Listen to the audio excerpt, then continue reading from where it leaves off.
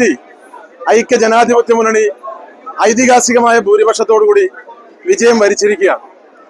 140 നിയോജകമണ്ഡലങ്ങളിൽ UDF 100 മേനി വിജയം കൊയ്യുമ്പോൾ 100 സീറ്റുമായി അധികാരത്തിൽ വരുമ്പോൾ ഞങ്ങൾ ആദ്യം തന്നെ പറഞ്ഞിരുന്നു 100 സീറ്റുമായി UDF അധികാരത്തിൽ വരും. അപ്പൊ മലപ്പുറത്ത് 100 മേനി വിജയമായിരിക്കും. 16-ൽ 16 ഞങ്ങൾ വിജയിക്കുമെന്ന് ഞങ്ങൾ ആദ്യം തന്നെ പറഞ്ഞു.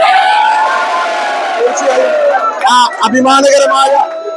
അഭിമാനകരമായ വിജയമാണ് ഉണ്ടായിരിക്കുന്നത്.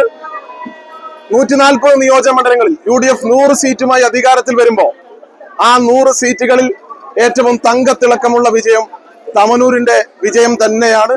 കാരണം ഇത് ഒരു റിയൽ മലപ്പുറം സ്റ്റോറിയാണ്.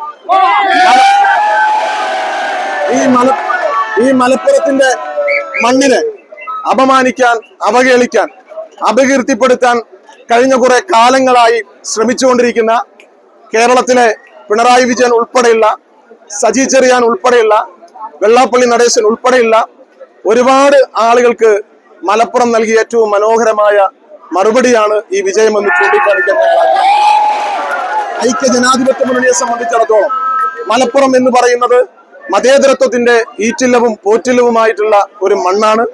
ആ മണ്ണിനെ കളങ്കപ്പെടുത്താൻ മതത്തിന്റെ പേരിലും ജാതിയുടെ പേരിലുമൊക്കെ ഈ മണ്ണിനെ അപമാനിക്കാൻ നടത്തുന്ന ശ്രമങ്ങൾക്കെതിരെയുള്ള ഏറ്റവും മഹിതമായ, മനോഹരമായ, ചരിത്രത്തിൽ എല്ലാ കാലത്തും രജത രേഖ പോലെ നിറഞ്ഞു നിൽക്കാൻ കഴിയുന്ന ഏറ്റവും മനോഹരമായ ഒരു വിജയമാണ്.